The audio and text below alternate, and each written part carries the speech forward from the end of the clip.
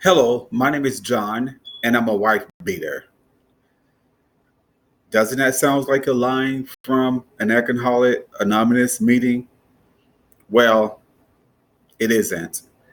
I'm going to talk about a subject that's very sensitive and personal to me, and it's on domestic violence. There are groups out there that can help you out with the domestic violence, help you get through it, talk about it, and share your thoughts and your feelings. But we'll get into that a little later on in the speech. I used to think that I would grow up to be a wife beater since I witnessed my dad pretty much verbally and beat my mom all throughout my childhood. So I suffered in silence. There was no one there to help me, there was no one to talk to about it. So I suffered in silence and I grew up with that. And even as an adult, I still have vivid memories of those times, those terrible times in my life. So, but I take comfort in the scripture, Psalms 27, verse 1 through 3, where David stated that the Lord is my salvation. Whom shall I fear? The Lord is my stronghold in my life. And whom shall I be afraid? Now, and also he stated, when the wicked advance against me to devour me, it is my enemies and my foes who stumble and fall. Though an army besiege me, my heart will not fear. Though war breaks out against me, I still will be confident. Now, that scripture gives me some comfort knowing that God is there with me. Even as a child, He was there for me. And even now, as an adult, He's still there with me to help me cope with those terrible times in my life. So, as I was going through some resources, and to create this speech and to get it ready to present this speech, I stumbled across an article online and of a young woman. Her name is Claudia Martinez, and it's dated October 5th, 2015.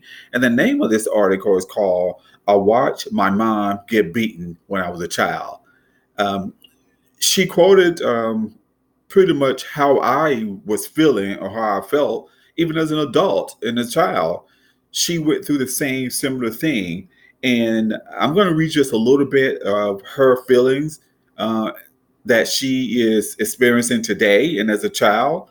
And it's very relevant today for me as well. So let me read just a little bit of this article for you. And I quote, "The abuse I witnessed happened many, many years ago when my age could still be counted in single digits. It took me an incredible long time, well into my adulthood, to realize that domestic violence has affected me as deeply as it has. For a long time, I would have told you that I didn't have firsthand knowledge of what it was like to be abused because I kept all of that deep down inside me and inside the basement of my feelings. I somehow thought that if myself had never been hit, then I was somehow not affected, but I was and I am, unquote. That is similar to what I feel about domestic violence. I felt that it wasn't me getting physically abused, it was my mom, but I felt the pain still when she would get beat, like I was getting beat. So it was a terrible time in my life to go through that. And I'm pretty sure that many people out there have gone through the same thing that I've gone through with domestic violence growing up in the household. Now, unfortunately, this terrible crime is still so very prevalent in many of our households today.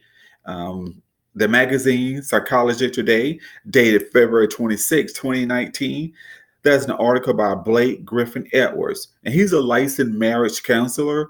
He reported that the Center for Disease Control Prevention reported that in homes where violence between partners occur, that 45 to 60% chance of co-occurring child abuse. And when they are not, even though children were not physically abused in the home, at least 68 to 80% witness domestic violence. And that's a really high numbers. And something must be done about these numbers. Today, we do have laws in place that protect women and children from domestic violence. One law is the law of 1994. It's called the Violence Against Women Act, better known as VAWA. And there was some additional law passed as well in 1996.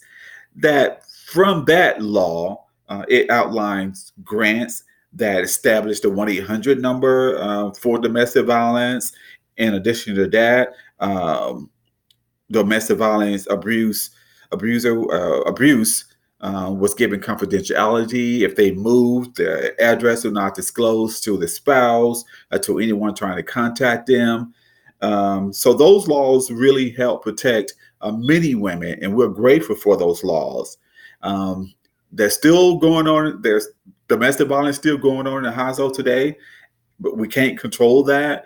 But with these laws, and we can help, and we're getting somewhere in with this. Now, also, I mentioned earlier there is a number to domestic violence hotline, and I want to give you guys that number for domestic violence hotline, just in case you know someone that's going through that, experiencing that, is having issues with domestic violence, verbally, mentally. There is help out there, and that number is 1-800-799-7233. Which is also listed in my PowerPoint presentation. And no, I am not a wife beater. Thank God I did not inherit that from my dad. My mom is still alive today, and she's with me, and she's happy. Thank God for that. My dad died about 8 years ago. My life is great. I've learned to deal with those painful memories. Because with God, all things are possible. In my life, all things. He comforts me. So today I still have those memories sometimes, but I pray, and God, he wipes those. He consoles me. He comforts me. So as you know, if you have anybody going through that, please, if you know anybody that's been abused, don't be silenced. Help. Please help. Thank you for listening.